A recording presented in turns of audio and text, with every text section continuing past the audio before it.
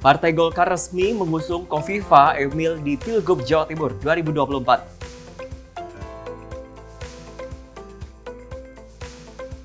Presiden Jokowi menerima kunjungan kenegaraan Gubernur Jenderal Australia David Harley di Istana Bogor, Jawa Barat. Ya, tokoh pers nasional Salim Said meninggal dunia. 3 pelaku pembunuhan Vina Cirebon masih buron. Bareskrim Polri turun tangan cari keberadaan para DPO.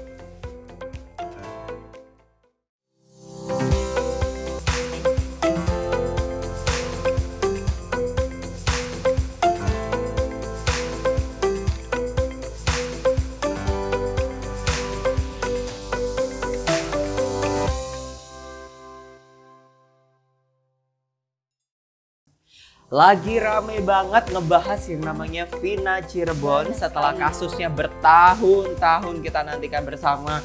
Apa emang iya ya harus viral dulu baru diusut seperti itu? Karena kalau kamu perhatiin ya Sel, berita yang lagi rame ini adalah bagaimana pada akhirnya kasus Vina Cirebon ini terungkap karena sebelumnya ini sudah banyak sekali film yang juga sudah memberitakan seperti itu, menceritakan tentang bagaimana kebengisan, kengerian dari kasus yang menimpa seorang Vina. Betul sekali Wira, karena kita lihat ini ada 3 yang masih buron ya. Betul. Dan ternyata 3 pelaku ini adalah otak pelaku dari kejadian tahun 2016 silam. Aduh, saya nggak ngerti lagi Sel. Kamu udah nonton belum sih? Belum. Atau cuma nonton trailernya? Spill dari media sosial aja sih aku melihat. Nah, ini juga ada kabar juga yang mantan Bupati Cirebon yang bisa kabarnya ini diduga adalah anaknya, begitu ya. Kita berharap siapapun ya yang nantinya terlibat dalam kasus ini, semoga saja kasus ini segera terkuak. Udah 8 tahun lebih. Yes. Ya, kita berharap kasus ini bisa menemukan titik terang seperti seterang bagaimana kontestasi politik di Jawa Timur yang akhirnya mengusung Kofifa dan juga Emil Dardak di putaran Pilgub Jawa Timur 2024. Aku mau izin cuti nanti 2024 untuk nyoblos. Betul sekali, karena yang banyak sekali ya Wira dan pemirsa ini udah banyak yang mendukung Kofifa dan Emil untuk maju lagi di Pilkada 2024. Salah satunya sudah ada Golkar yang mengusung Emil dan Kofifa di Pilkada nanti 2024. Kamu pakai baju biru, nanti kamu dukung siapa hari ini? Dukung. Aduh, ini Wira dadakan apa nih? Ya udah, pokoknya selamat pagi aja untuk ada yang bergabung bersama kami di program Japa Pagi Simpo TV. Semoga Anda selalu dalam kondisi yang sehat dan juga semangat. Betul seperti kami berdua. Saya Wira Ananta. Dan saya Selis Megar. Inilah Menyapa Pagi Simpo TV.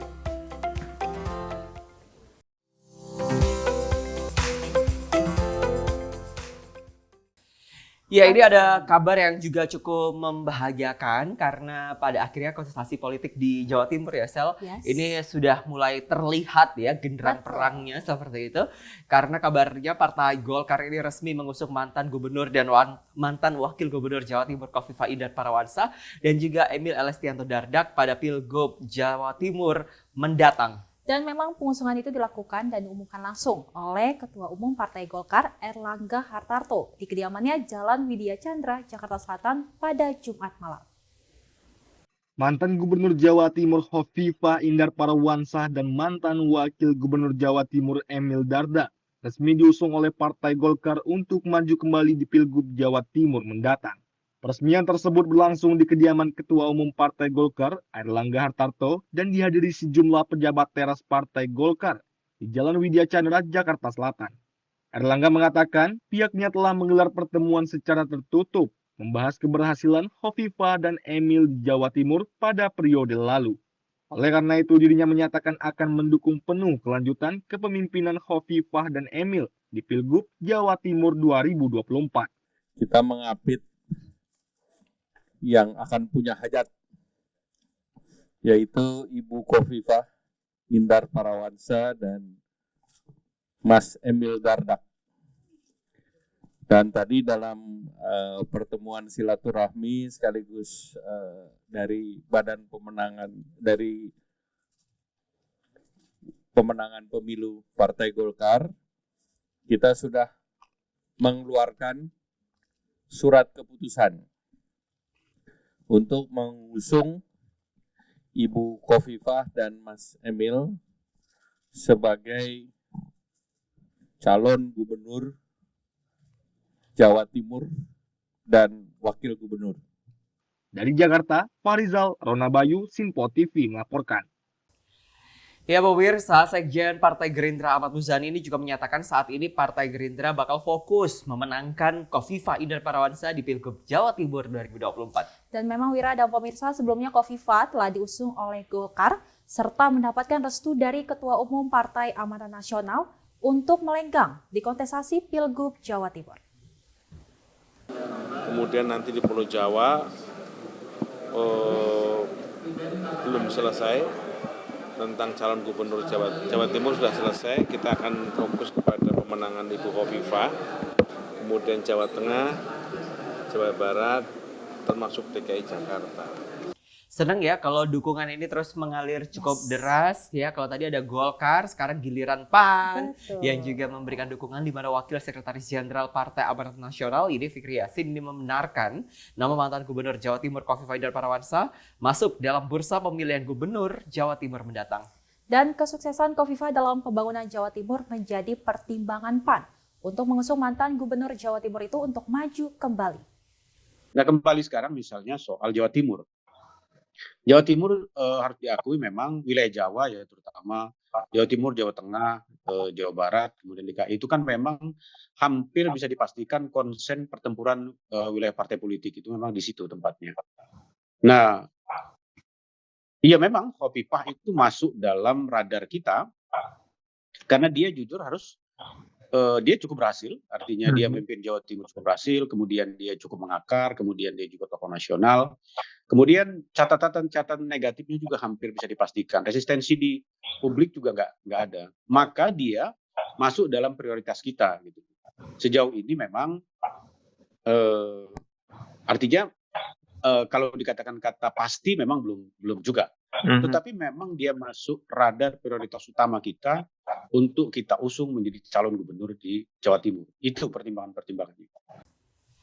Oke, kalau tadi ada PAN, sebelumnya ada Golkar, sekarang ada Demokrat. Ya, Ketua DPP Partai Demokrat Herman Khaironi mengatakan bahwa partainya akan mengusung pasangan Khofifah Indar Parawansa dan Emil Elistianto Dardak untuk maju dalam Pilkada Jawa Timur 2024. Dan Herman meyakini bahwa pasangan Khofifah dan Emil layak menjadi gubernur dan wakil gubernur kembali. Lantaran keduanya dianggap mampu menurunkan tingkat kemiskinan di Jawa Timur. Saya termasuk yang membicarakan di Demokrat terhadap Pilgub Jawa Timur. Insya Allah saya kira sebentar lagi sudah mulai ada kesepahaman bahwa bukan hanya memberikan rekom atau memberikan surat tugas kepada Bu Khofifah, karena nanti pada akhirnya pendaftaran itu kan B1 KWK gitu ya. Nanti pada akhirnya kami meyakini bahwa partai-partai juga akan memberikan dukungan. Namun saat ini ada partai-partai yang sudah akan memberikan secara pasti dukungan Khofifah Emil gitu ya. Demokrat sudah tentu. Nanti insya Allah mungkin Golkar, mungkin PAN ya, komunikasi politik terus kami jalin dan mudah-mudahan tidak ada perbedaan wakil, sehingga ketika kita ada kesamaan tentu sama-sama akan merekomendasikan pasangan Khofifah dan Emil.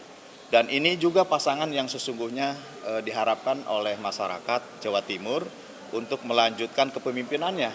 Karena Bu Khofifah Emil ini juga memimpin Jawa Timur berhasil, bisa meningkatkan perekonomian, menurunkan tingkat kemiskinan, dan bisa menjawab masalah-masalah yang ada di Jawa Timur. Oleh karenanya atas dasar prestasi 5 tahun ke belakang, rasa-rasanya partai-partai yang saat ini sudah memberikan dukungan kepada Ibu Khofifah, insya Allah juga akan memberikan dukungan kepada Mas Emil Dardak. Oke, kita pasti bicara tentang bagaimana putaran pesta demokrasi yang ada di Jawa Timur dan bagaimana ramainya pemerintahan Khofifah ini diusung oleh sejumlah partai politik ya. Khofifah Indar Parawansa ini merasa terhormat diusung Partai Golkar untuk maju kembali sebagai calon gubernur Jawa Timur 2024. Dan ia mengatakan bahwa dukungan tersebut merupakan mandat yang sangat berharga. Partai Golkar resmi mengusung Khofifah Indar Parawansa dan Emil Dardak untuk maju kembali di Pilkada Jawa Timur 2024. Peresmian tersebut disampaikan langsung oleh Ketua Umum Partai Golkar Erlangga Hartarto pada Jumat malam.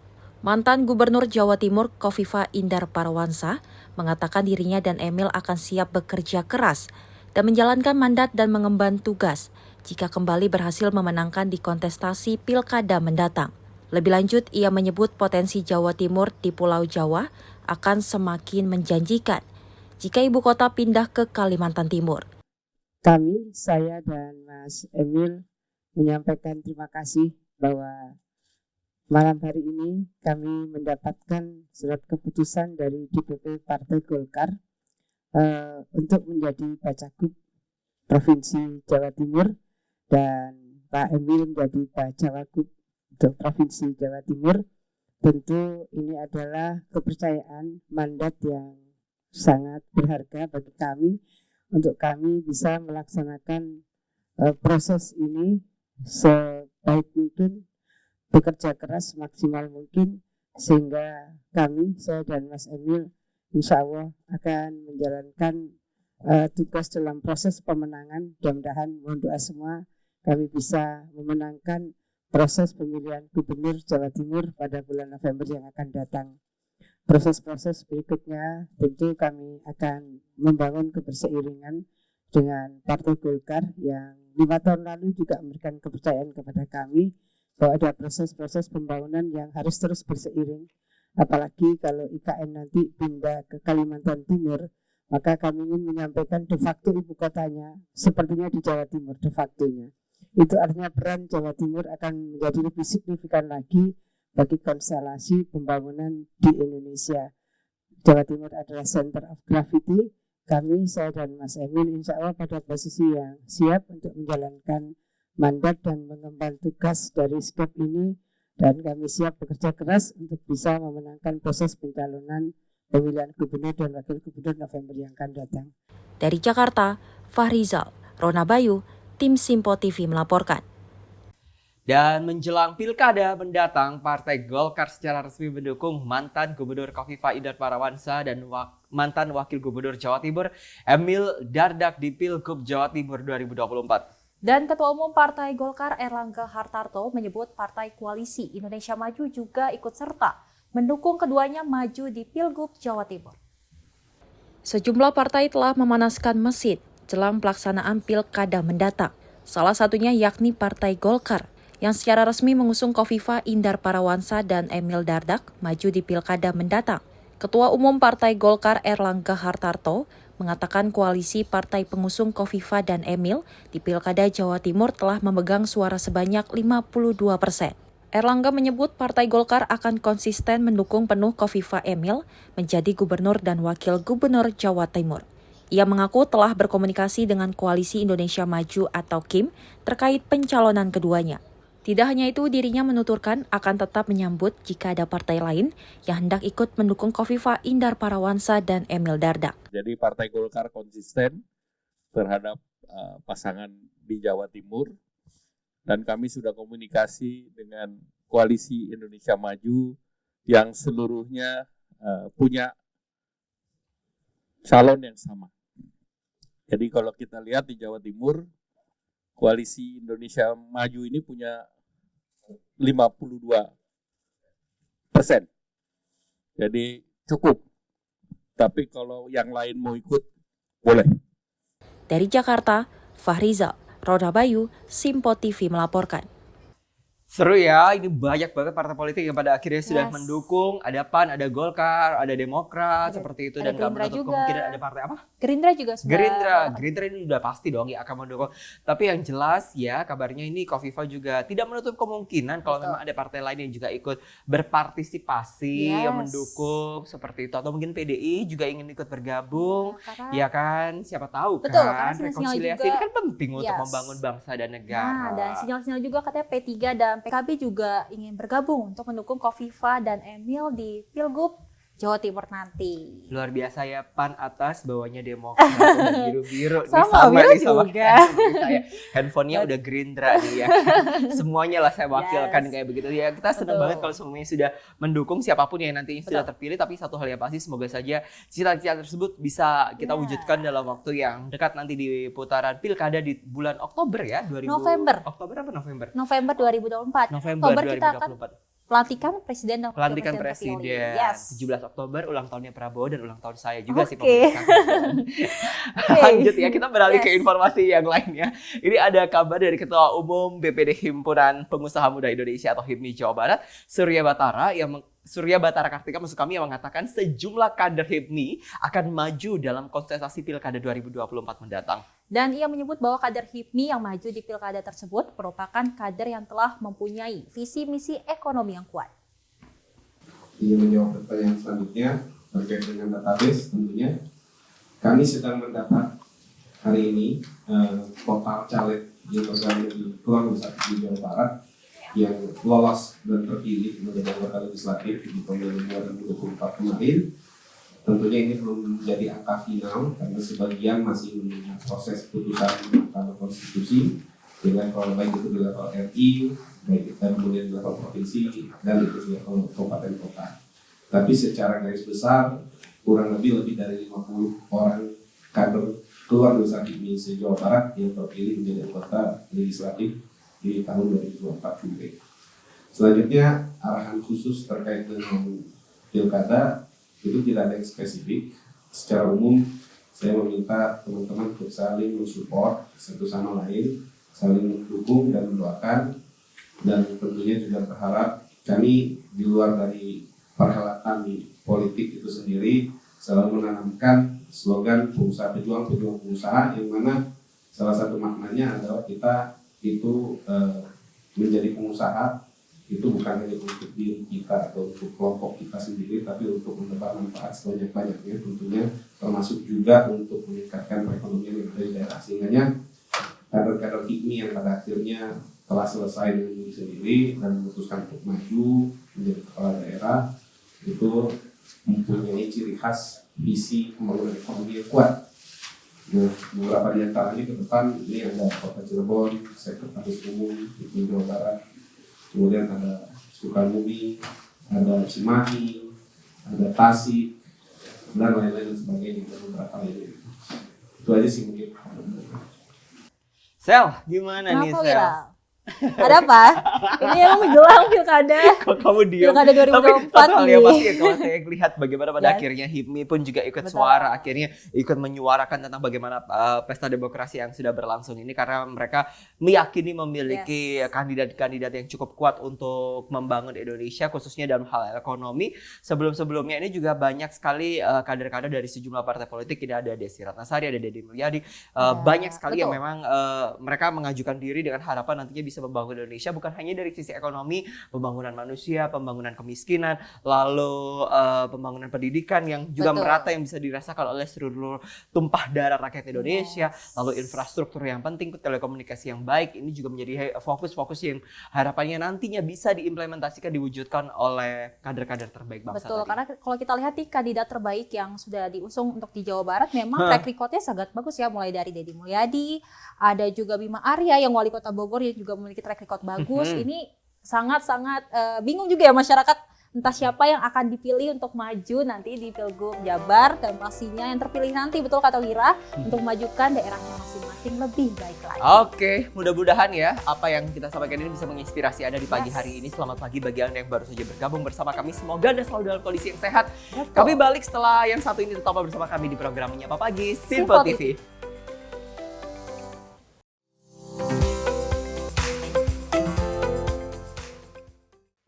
Halo, salam jumpa pemirsa. Senang sekali kita kembali hadir menjumpai Anda dalam Menyapa Malam ini. Rangkuman informasi berkualitas siap temani Anda di malam hari. Sajian berita teraktual yang menjadi pembicaraan kami hadirkan ke layar kaca. Laporan dari berbagai peristiwa kami sajikan ke ruang informasi Anda.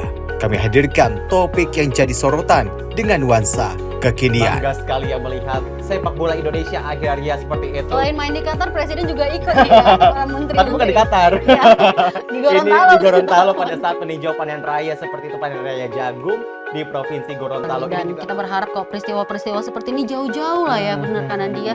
Karena mengerikan, curanmor, terus kayak kejadian seperti tadi yang nggak kita duga, nggak kita sangka, yang kita jauh-jauhkan nih bisa saja menimpa gitu. Dan kita tetap harus berhati-hati pemirsa. Jadi Saya Andi Rezaldi, saya Chef Hakung. Terima kasih sudah menonton. Selamat malam dan sampai jumpa.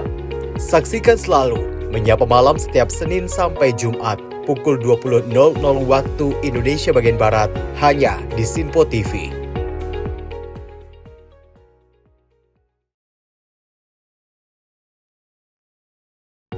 Menyapa Anda sebelum memulai hari dengan penuh semangat pagi. Halo, selamat pagi. Pagi Sally, pagi pemirsa dimanapun semua. Beragam informasi dari seluruh penjuru negeri siap menemani Anda di pagi hari. Kami hadirkan beragam informasi terkini yang terjadi dari dalam dan luar negeri, tentunya dengan nuansa masa kini. Wow, Sally, bener kan? Aku bilang tadi bahwa kekalahan adalah kemenangan yang tertunda. Oke, tetap tebarkan semangat dan juga terbitkan keceriaan. Sebarkan cinta terbaik Anda untuk orang di samping Anda. Saya Wira Ananta. Dan saya Festi Rahmadi. Kami pamit undur diri. Selamat pagi. Dan sampai jumpa. Sampai jumpa. Pastikan Anda bersemangat di pagi hari bersama kami dalam program Menyapa Pagi. Senin hingga Jumat pukul 6 pagi hanya di Sinpo TV.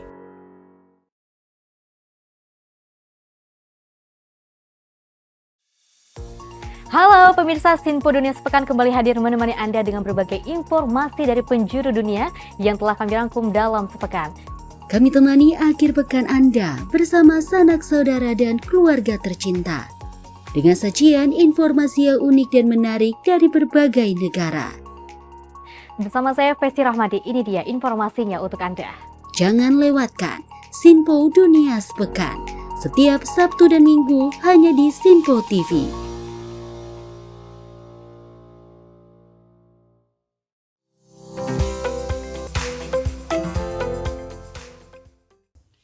Selamat pagi bagi Anda yang baru saja bergabung bersama kami di Menyapa Pagi Sinpo TV. Semoga Anda selalu dalam kondisi yang sehat pada pagi hari ini. Semangat ya, walaupun ini udah hari Senin dan tengah bulan juga lah ya. Udah waktunya bayar listrik, bayar tagihan parkiran mungkin, kayak gitu kan.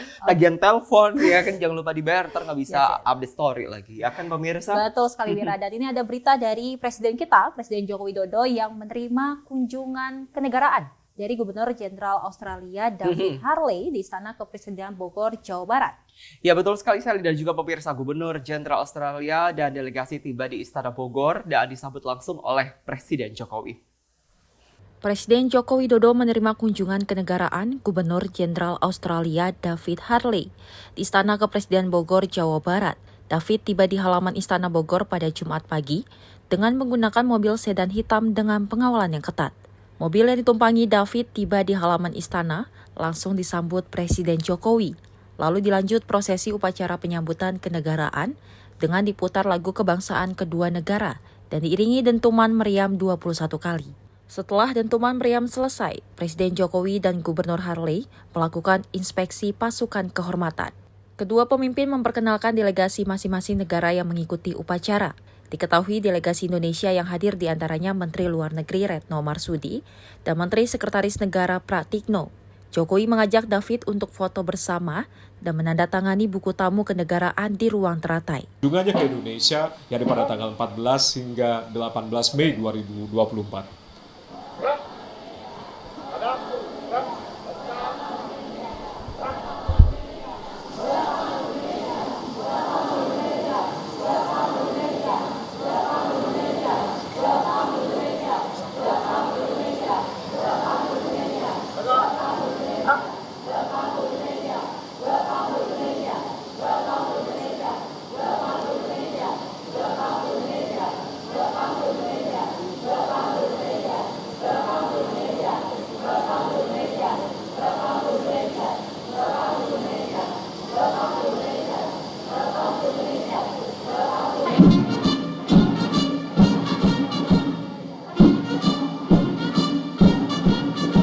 Mengenalkan delegasi yang dibawa, dan untuk delegasi yang dibawa dalam kunjungan resmi Gubernur Jenderal Australia yakni Penny Williams, Duta Besar Australia untuk Indonesia, lalu Paul Singer, Sekretaris Resmi Gubernur Jenderal Australia, Gita Kamat selaku Wakil Duta Besar Australia untuk Indonesia, dan juga Brigadir Matthew Campbell, Kepala Staf Pertahanan Australia di Jakarta.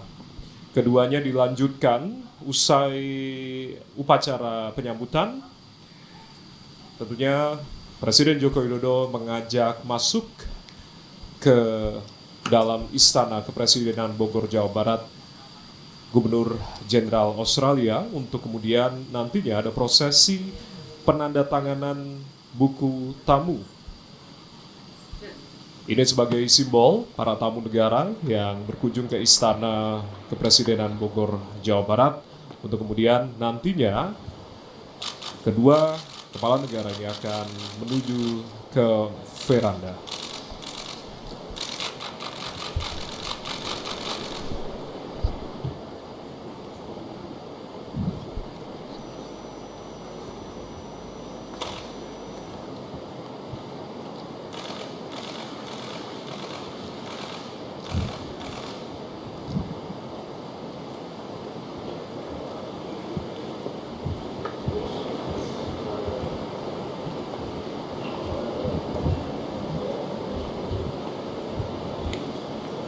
Dari Jakarta, tim redaksi Simpo TV melaporkan. Masih terkait ada kunjungan David Harley ke Indonesia, tepatnya di Jakarta, ada Menteri Luar Negeri Retno Marsudi yang menyampaikan bahwa Presiden Jokowi ini sempat membicarakan sejumlah hal kepada Gubernur Jenderal Australia David Harley saat kunjungan kenegaraan di Istana Kepresidenan Bogor.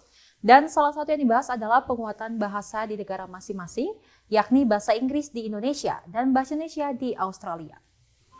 Presiden Joko Widodo menerima kunjungan Gubernur Jenderal Australia David Harley di Istana Kepresidenan Bogor pada Jumat 17 Mei 2024. Pertemuan keduanya diisi dengan diskusi mengenai penguatan hubungan bilateral, terutama melalui peningkatan kontak antar masyarakat. Menurut Menteri Luar Negeri Retno Marsudi, fokus utama saat ini adalah memperkuat pengajaran bahasa, yaitu Indonesia meningkatkan pengajaran bahasa Inggris, sementara Australia memperkuat pengajaran bahasa Indonesia. Hal ini diharapkan akan menjadi jembatan yang baik untuk mendekatkan hubungan antar masyarakat kedua negara tersebut. Dan tahun ini rencananya akan ada persiapan dialog antar agama kedua negara yang akan dilaksanakan di Australia.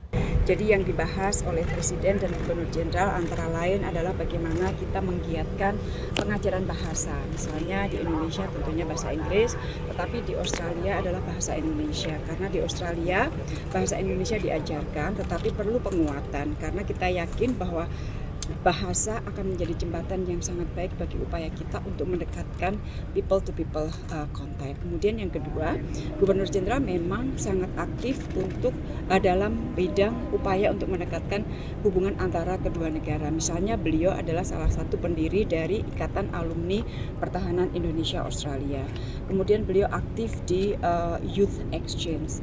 Beliau aktif juga di Interfaith Dialogue, dan kita sedang mempersiapkan Interfaith Dialogue yang kedua di Australia pada tahun ini juga, dan tadi juga dibahas oleh Bapak Presiden. Jadi sebenarnya intinya itulah yang dibahas oleh Bapak Presiden dan Gubernur Jenderal, lebih kepada upaya untuk memperkuat people to people contact. Dari Jakarta, tim redaksi Simpo TV melaporkan. Oke, kalau kita bicara tentang bagaimana pada akhirnya bahasa masing-masing ini menjadi sebuah kekuatan yang harapannya bisa menyatukan antara Indonesia dan juga Australia. Mudah-mudahan ini juga, semangat ini yang juga akan digelorakan di seluruh penjuru tanah air, karena kita tentu berharap ya, bukan hanya bahasanya aja yang digalakan begitu kan, tapi promo wisata yang ada di Australia ini juga mungkin lebih dipermudah lagi, dikasih murah. Gitu betul. kan. Dan soal bahasa juga kita berharap ya, bahasa Indonesia bisa menjadi bahasa internasional dan bisa dikenal oleh kalangan dunia nantinya. Karena ini sangat membanggakan juga ya kalau misalkan bahasa Indonesia bisa dikenal oleh dunia. Yes. Oke, kalau tadi kita berbicara tentang bagaimana Indonesia Australia melakukan bilateral agreement yang akan segera dilakukan dalam memperkenalkan bahasa masing-masing, ini masih terkait bagaimana pada akhirnya agenda negara ini menjadi sesuatu yang penting juga, di mana dalam sebuah agenda di kota Surakarta, Jawa Tengah, ini ada Ibu Negara, Ibu Iriana Jokowi yang turut menghadiri puncak syukuran Hari Kesatuan Gerak Pemberdayaan Kesejahteraan Keluarga HKGBKK pada Kamis malam. Dalam peringatan ini bertepatan dengan Jambore Nasional Kader PKK 2024 yang diadakan di Alam Kota Surakarta. Melanjutkan agendanya di kota Surakarta, Ibu Negara Iriana Joko Widodo bertolak ke puncak peringatan HKGPKK ke-52 pada Kamis malam. Sebelumnya pada tahun ini peringatan HKGPKK berlangsung unik karena dilangsungkan pada malam hari sekaligus bertepatan dengan Hari Jambore Nasional Kader PKK 2024. Lebih dari 8.000 kader PKK yang berasal dari Aceh hingga Merauke hadir dalam peringatan acara HKG PKK 2024. Acara malam ini adalah merupakan puncak syukuran Hari Kesatuan Gerak PKK yang ke-52 yang juga bertepatan dengan Jambore Nasional Kader PKK tahun 2024, di mana biasanya kegiatan ini dilaksanakan siang hari, tapi di Solo ini luar biasa uniknya karena kita bisa menyelenggarakan di malam hari di alam terbuka.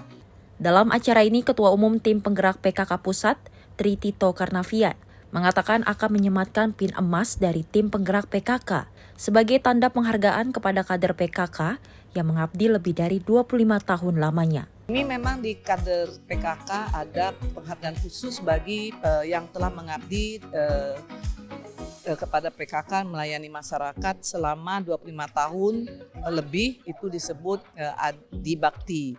Dari Jakarta, tim redaksi Simpo TV melaporkan. Oke Sally, kalau kita ngomongin tentang Bu Iriana ini memang nggak pernah ada habisnya bagaimana pada akhirnya dia siap datang ke acara HKG. Betul. Yang harapannya juga mungkin di sisa masa jabatannya ini nantinya dia bisa memberikan semangat tersendiri gitu kan, memberikan kesan tersendiri untuk warga Solo, warga Surakarta seperti itu, yang bisa dikatakan ini adalah home base atau kampung halaman dari Iriana Jokowi. Dan memang dalam acara itu juga ada acara penyerahan penghargaan untuk kader wanita yang sudah mengemban perjalanan selama 25 tahun. Dan itu di bidang sosial, ekonomi, dan kepada masyarakat. Dan ini sangat luar biasa sekali ya. Keren banget Bu Iriana. Boleh lah Bu, nanti kalau udah pernah tugas mampir ya ke apa dari Menyapa Pagi dan Bawa TV. Oke, dari Ibu Iriana kita bergeser ke Pak Bambang Susatyo alias Ketua MPR RI kita, di mana Ketua MPR RI ini membuka kompetisi robotika 2024 Piala Ketua MPR RI yang digelar di GOR Padepokan Pencaksilat Taman Mini Indonesia Indah pada Jumat siang.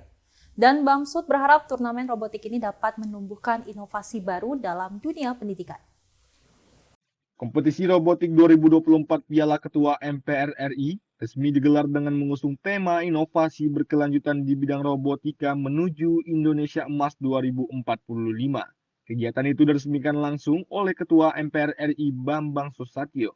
Ketua Umum PBPRSI, Wahyu Hidayat mengatakan bahwa turnamen robotika ini pertama kali diadakan di Indonesia. Acara tersebut akan berlangsung selama 3 hari, mulai tanggal 17 hingga 19 Mei 2024 dan akan menjadi event tahunan. Lebih lanjut, turnamen robotik Indonesia 2024 ini merupakan kompetisi antar sekolah dan institusi. Hingga saat ini telah terkonfirmasi 26 provinsi dari tingkat SD, SMP, SMA, hingga mahasiswa yang terdaftar. Turnamen robotik Piala Ketua MPR, dan saya berharap bahwa kegiatan ini dapat menumbuhkan inovasi-inovasi baru dalam dunia pendidikan yang bisa menjembatani nanti dalam ke dunia industri, karena kita butuh otomatisasi semua kegiatan industri kita untuk meningkatkan efisiensi dan presisi dari semua produk-produknya. Tujuannya yang pasti untuk mengapresiasi para pelajar dan mahasiswa di Indonesia di bidang robotika ini, dan kemudian kita lebih kepada mengedukasi pentingnya teknologi robotik untuk untuk era saat ini. Jadi memang perkembangan teknologi robotik ini sangat signifikan sekali, dan itu PRSI hadir untuk memberikan edukasi kepada para pelajar dan mahasiswa, tentunya untuk semua masyarakat umum di Indonesia. Untuk pesertanya sekarang sudah terdaftar di 26 provinsi dari tingkat SD, SMP, SMA hingga mahasiswa. Untuk target kejuaraan ini kita untuk edukasi robotik dulu, karena memang untuk mengedukasi ini kan memang agak susah juga ya. Jadi melalui kompetisi-kompetisi ini kita menargetkan edukasi robotik ini bisa lebih kena gitu untuk anak-anak pelajar di Indonesia. Dari Jakarta, Sri Dewi Davariskiano, Simpo TV melaporkan. Oke. Mira, kalau kita lihat ini ada robotika 2024 ini sangat membuka peluang ya bagi generasi muda untuk melakukan lebih mendalam lagi soal kreativitas, inovasi baru. Karena kalau kita lihat kan dunia ini semakin modern ya.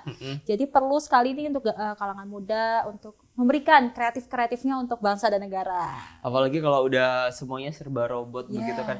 Saya tuh kemarin sempat belanja di salah satu toko e-commerce yang warna oranye itu gitu kan. Nah, itu ada salah satu toko e-commerce yang menjual alat sapu pembersih yang berbentuk robot begitu. Dan semuanya sekarang semua serba robot, semuanya serba disederhanakan seperti itu.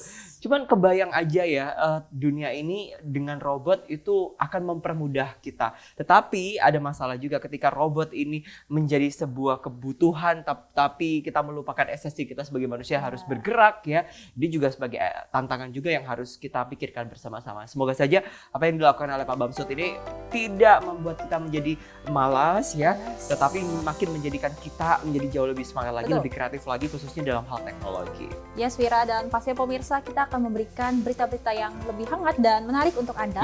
Tapi usai jeda tetap bersama kami di Menyapa Pagi Sinpo TV.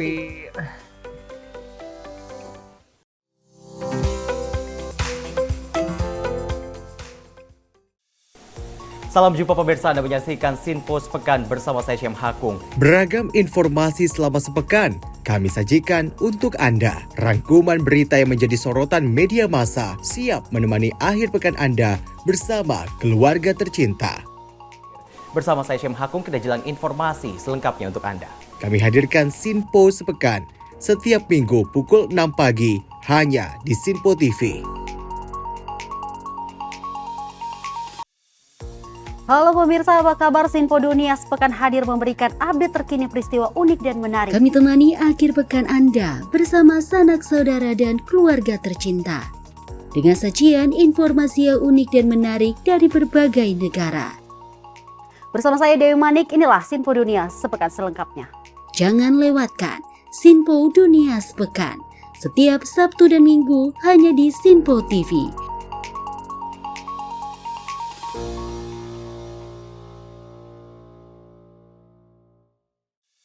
Salam jumpa pemirsa, kami kembali hadir dengan rangkaian informasi yang dihimpun dari berbagai penjuru dunia. Kami hadirkan rangkuman informasi terkini dari seluruh penjuru dunia hanya untuk Anda. Informasi paling penting dan sajian berita menarik kami sajikan hanya di Sinpo Dunia. Bersama saya Sally Siregar, inilah Sinpo Dunia selengkapnya. Jangan lewatkan Sinpo Dunia setiap Senin hingga Jumat di Sinpo TV.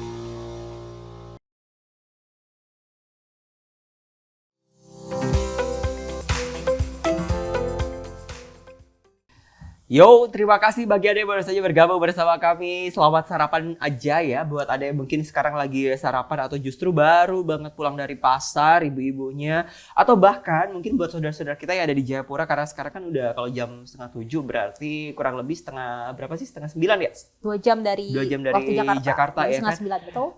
Selamat beraktivitas aja di hari Senin ini. Semoga hari Anda selalu menyenangkan, hari Anda penuh dengan semangat dan diliputi dengan kebahagiaan. Semoga kami bisa menjangkau Anda di seluruh Indonesia di pagi hari ini ya. Dan Sally dan juga pemirsa, ini ada kabar duka dari dunia pers kita, di mana dunia pers dan perfilman Indonesia ini kembali mendapatkan kabar duka. Tokoh pers nasional Salim Said meninggal dunia di Rumah Sakit Cipto Mangunkusumo, Jakarta pada Sabtu malam. Dan jasad almarhum dimakamkan di TPU Tanah Kusir, Jakarta Selatan pada Minggu siang. Kabar duka datang dari dunia pers dan perfilman Indonesia. Wartawan senior yang juga tokoh film Indonesia, Salim Said, meninggal dunia di usia 81 tahun.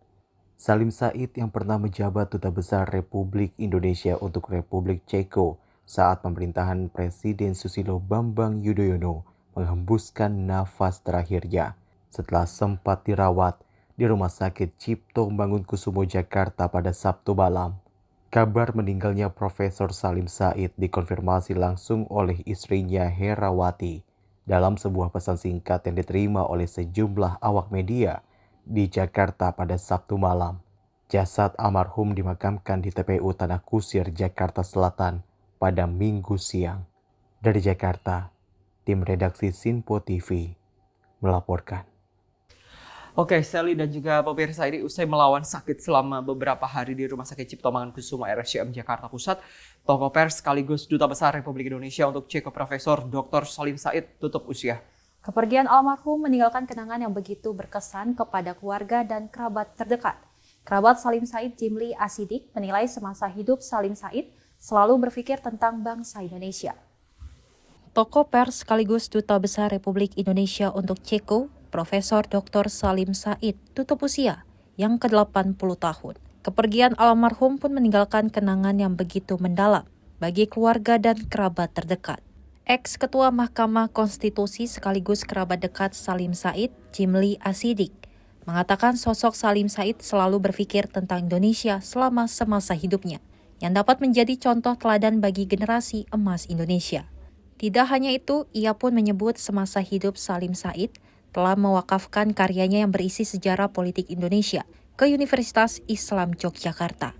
Jadi sampai akhir hayatnya Pak Salim ini terus berpikir tentang Indonesia.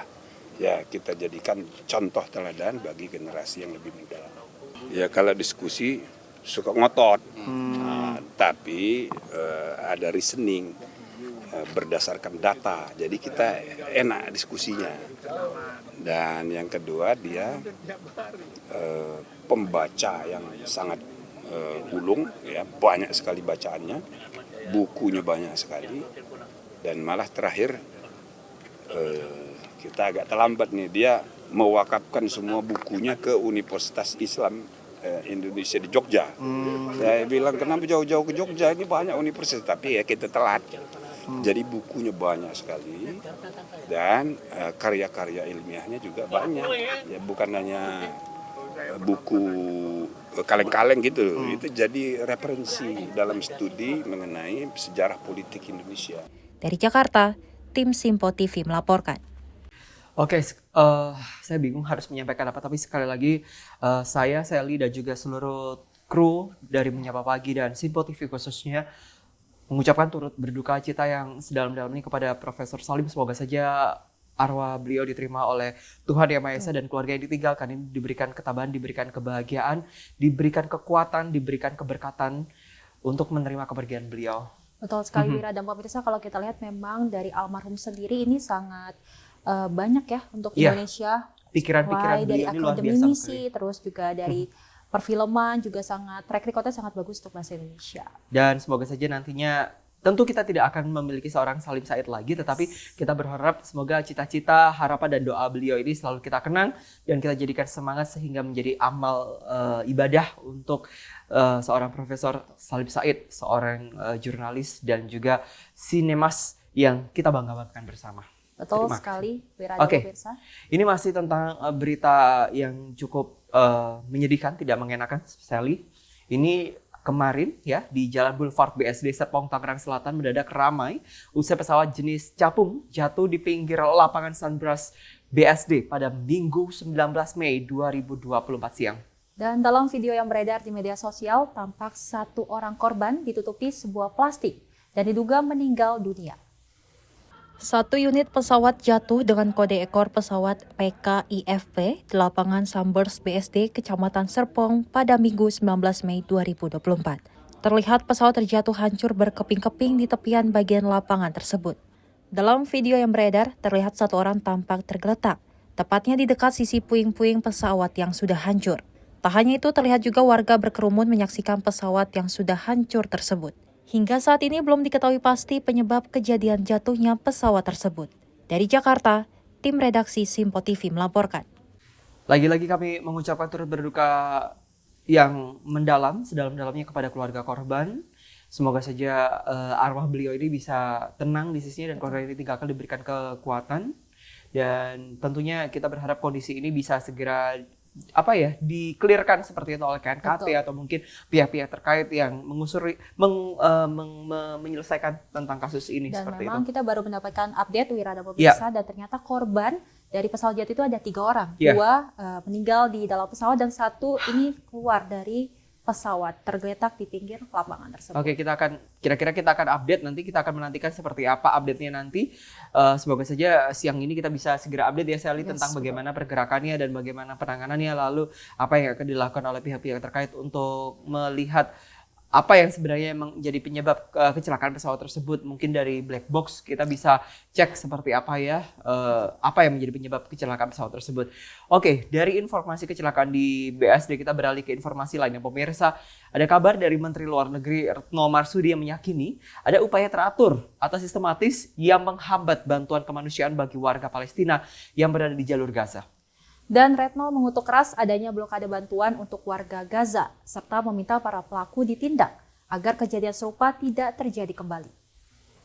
Menteri Luar Negeri Retno Marsudi meyakini ada upaya yang cukup sistematis untuk menghambat berbagai bantuan kemanusiaan yang akan dikirimkan untuk masyarakat Palestina yang berada di Gaza. Hal tersebut disampaikan Menlu Retno saat merespon adanya pengerusakan bantuan kemanusiaan ke Gaza pada Senin 13 Mei 2024. Dan Indonesia mengutuk keras tindakan yang sedianya selalu menghambat bantuan kemanusiaan tersebut, mengingat bantuan ini sangat dibutuhkan oleh masyarakat di Gaza.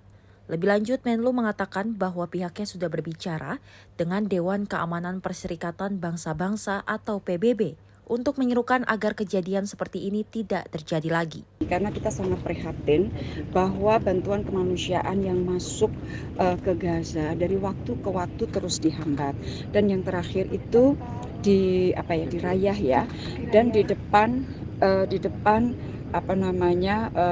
aparat dari Israel. Jadi pembiaran ini terus dilakukan, dan saya yakin bahwa ini adalah upaya yang tersistematis, upaya untuk terus menghambat bantuan kemanusiaan ke Gaza.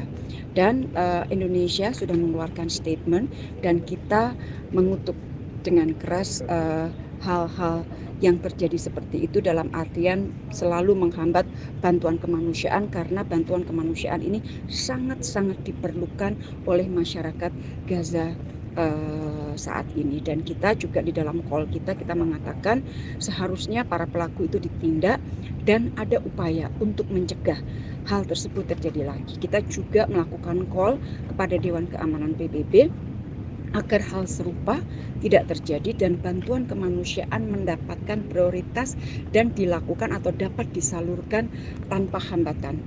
Dari Jakarta, tim redaksi Simpo TV melaporkan.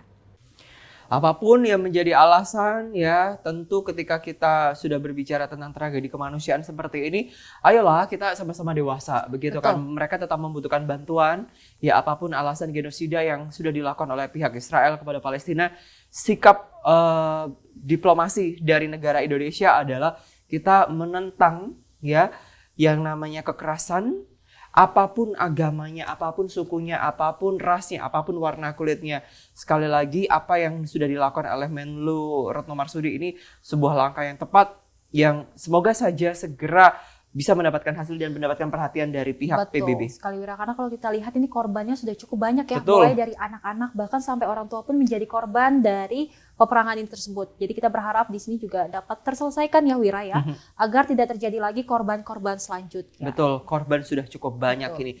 Nah pemirsa, berbicara tentang korban yang juga berharap nantinya ada kejelasan, ini ada kabar dari Bareskrim Polri yang turun tangan dalam melakukan pencarian 3 tersangka yang masih buron selama 8 tahun dalam kasus pembunuhan dan pemerkosaan terhadap almarhum Vina di Cirebon, Jawa Barat yang terjadi pada 2016 silam.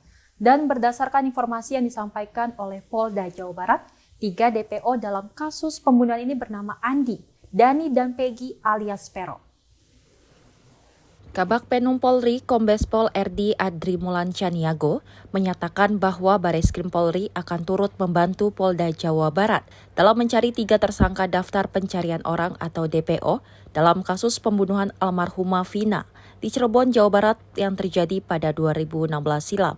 Meski kasus pembunuhan tersebut tengah ditangani oleh Polda Jawa Barat, RD menyampaikan bahwa Bareskrim Polri juga masih menunggu perkembangan kasus tersebut. RD menambahkan saat ini Direktorat Tindak Pidana Umum Bareskrim Polri telah mengirimkan tim untuk membantu Polda Jawa Barat dalam menangkap 3 tersangka yang diduga menjadi pelaku utama.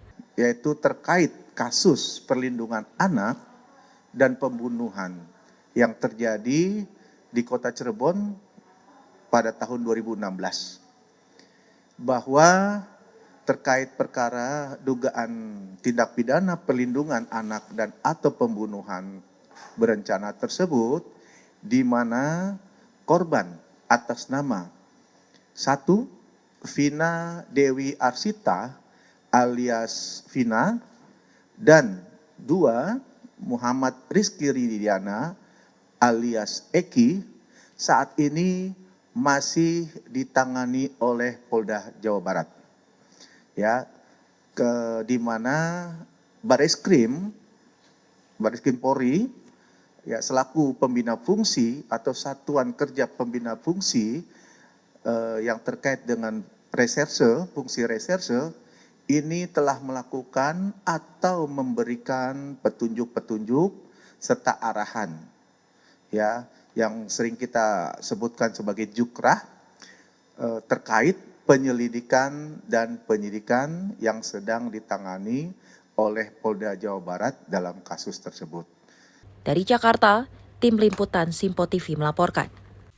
Oke, ini juga kami mendapatkan kabar di mana pada akhirnya kemarin ya, ini pengacara kondang Hotman Paris Hutapea ini menjelaskan diduga ketiga anak yang menjadi korban ini bisa dikatakan sebagai salah satu anak yang diduga anak dari mantan Bupati Cirebon yang terduga kasus korupsi.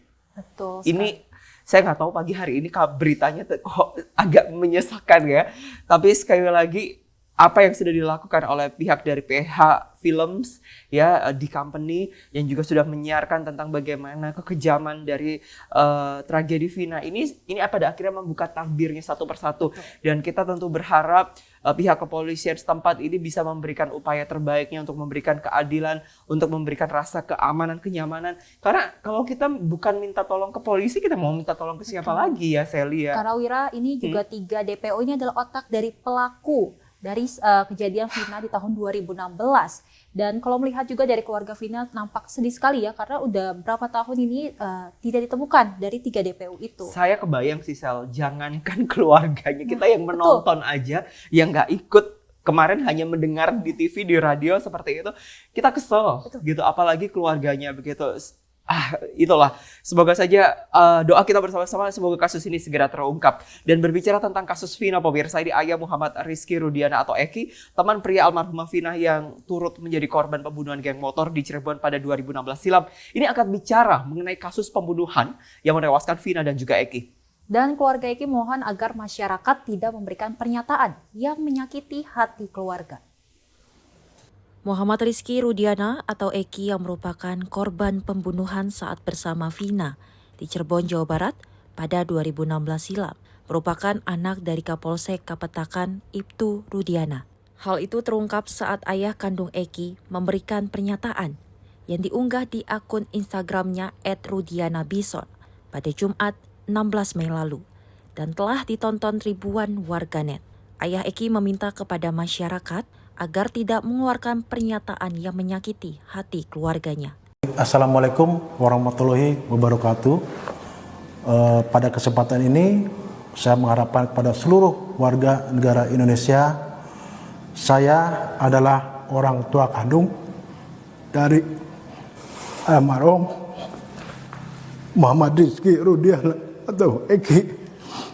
Saya mohon kepada seluruh warga negara Indonesia agar jangan membuat kami lebih sakit. Eki adalah anak kandung kami yang mana menjadi korban daripada kelompok-kelompok yang kejam. Saya tidak diam. Saya terus berupaya dan bekerja sama dengan reskrim. Terbukti beberapa kami amankan dan sisanya sedang kami perjuangkan untuk dilakukan pengungkapan. Sekali lagi saya mohon doa, mudah-mudahan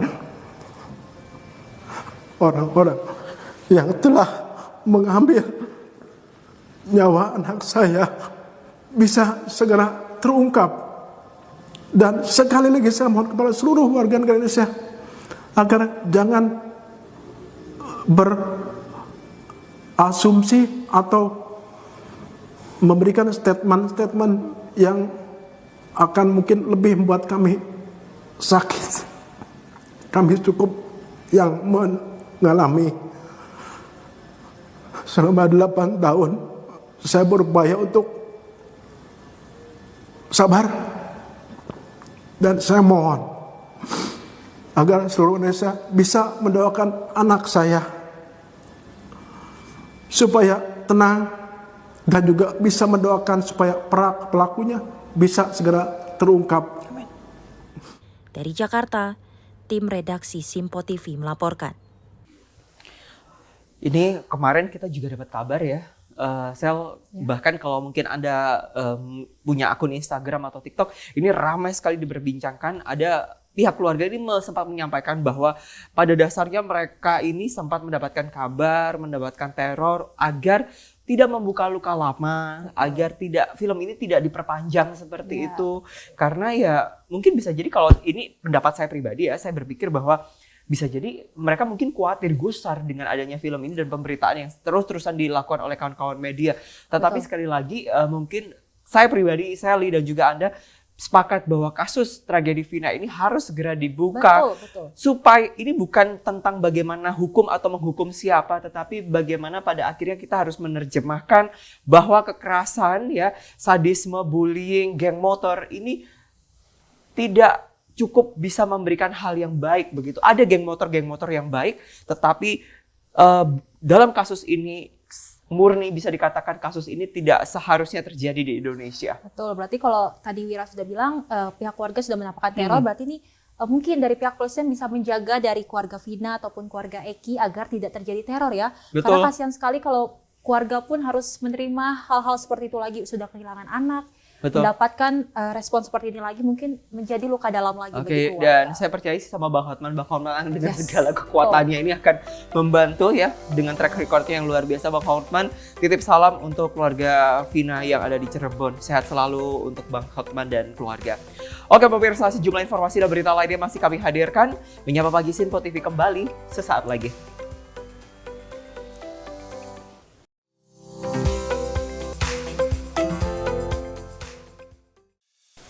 Apa kabar pemirsa? Senang sekali saya Sally Siregar dapat menjumpai Anda dalam Simpo Dunia Sepekan. Kami temani akhir pekan Anda bersama sanak saudara dan keluarga tercinta. Dengan sajian informasi yang unik dan menarik dari berbagai negara. Pastinya kami akan memberikan berita yang unik dan menarik yang kami rangkum dalam Simpo Dunia Sepekan. Jangan lewatkan Simpo Dunia Sepekan setiap Sabtu dan Minggu hanya di Simpo TV.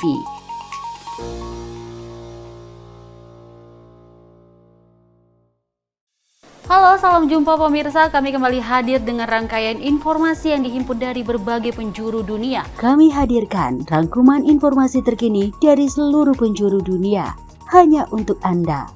Informasi paling penting dan sajian berita menarik kami sajikan hanya di Simpo Dunia. Bersama saya Dewi Manik, inilah Simpo Dunia selengkapnya untuk Anda. Jangan lewatkan Simpo Dunia setiap Senin hingga Jumat di Simpo TV.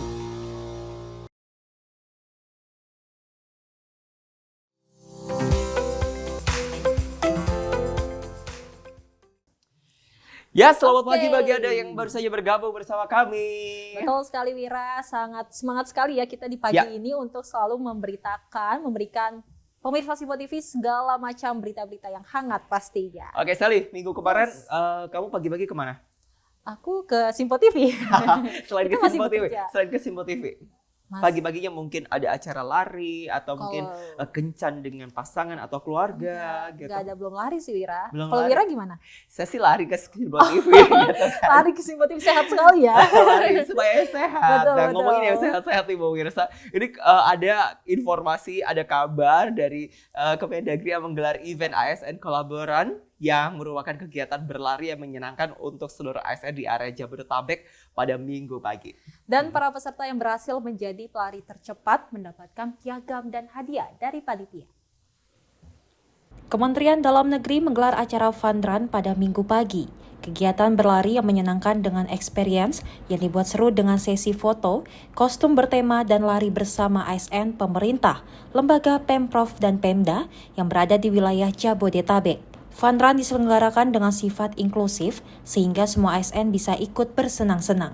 Dalam event Fun Run kali ini mengambil tema ASN Kolaboran X KDN Best to Run. Lari bersama seluruh peserta ASN sudah dimulai pukul 5.30 pagi dengan jarak 5 meter. Dimulai dari kantor Kemendagri dan kembali lagi ke halaman kantor Kemendagri. Sebagai ajang apresiasi kepada peserta yang mengikuti kegiatan ini, para ASN mendapat piagam penghargaan, terutama bagi mereka yang memenangkan lari pada kategori juara pelari tercepat pertama dan kedua putra dan putri yang tiba lebih dulu di garis finish. Selain menggelar event lari, sejumlah kegiatan pun menyemarakan acara ini, mulai dari pembagian door prize hingga foto booth. Dari Jakarta, tim liputan Simpo TV melaporkan. Aku tuh harusnya kemarin kesana, tau gak sih, Sel? Kita lari ya bersama para ikutan ASN. lari Apa sih, dong? ikut jajan aja kayak gitu. Aduh. Karena kalau soalnya aku ikutan lari biasanya itu adalah cuman foto-foto aja, ikut lari-lari, pegang medali, digigit medalinya, setelah itu makan, cari makan seperti itu. Tapi acara yang dilakukan oleh Kemendagri ini keren banget ya. Semoga saja menginspirasi bukan cuma di Jabodetabek tapi juga di seluruh Indonesia. Jadi seluruh ASN ini bisa makin sehat lagi gitu kan. Harapannya lari ini bukan menjadi gaya hidup tetapi menjadi sebuah kebutuhan. Ya, betul sekali. Karena Ya kita kan? harus menjaga pola hidup kita ya untuk kalau kita bekerja juga bisa jadi fokus kan, Wira. Aku jadi ngebayangin deh kamu lari-lari pakai heels gitu. Aduh, kan. kebayang tuh.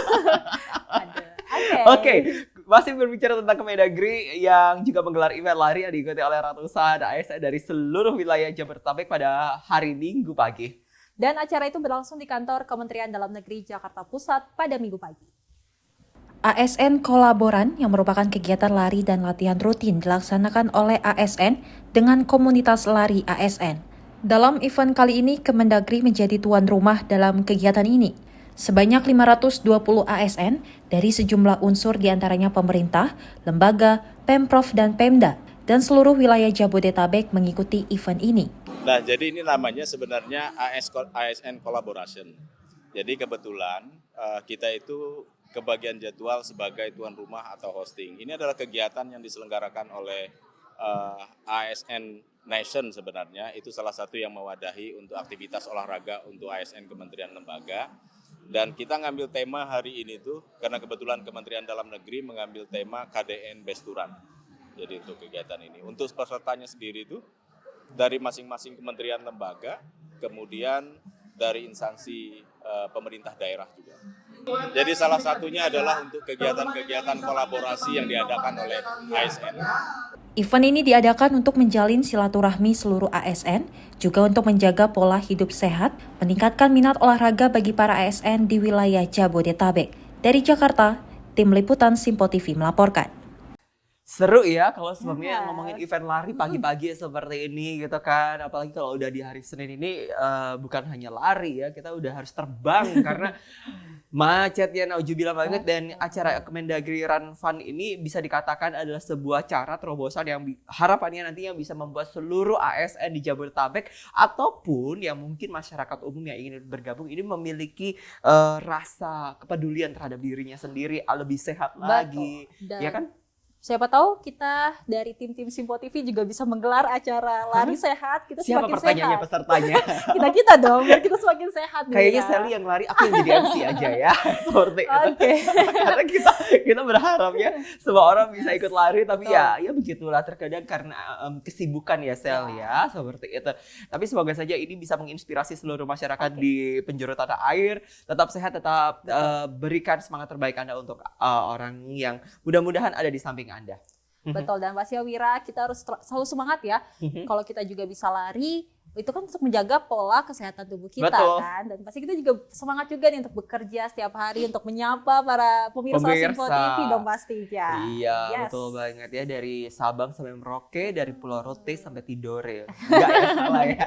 Yaudahlah, kita pamit undur diri aja pada pagi hari ini. Pokoknya tetap sampaikan semangat dan cita terbaik Anda untuk orang di samping Anda. Saya Wira Ananta. Dan saya Sally Siregar. Terima kasih sudah menonton Menyapa Pagi. Sehat selalu, jangan lupa sarapan. Sampai jumpa. Sampai jumpa.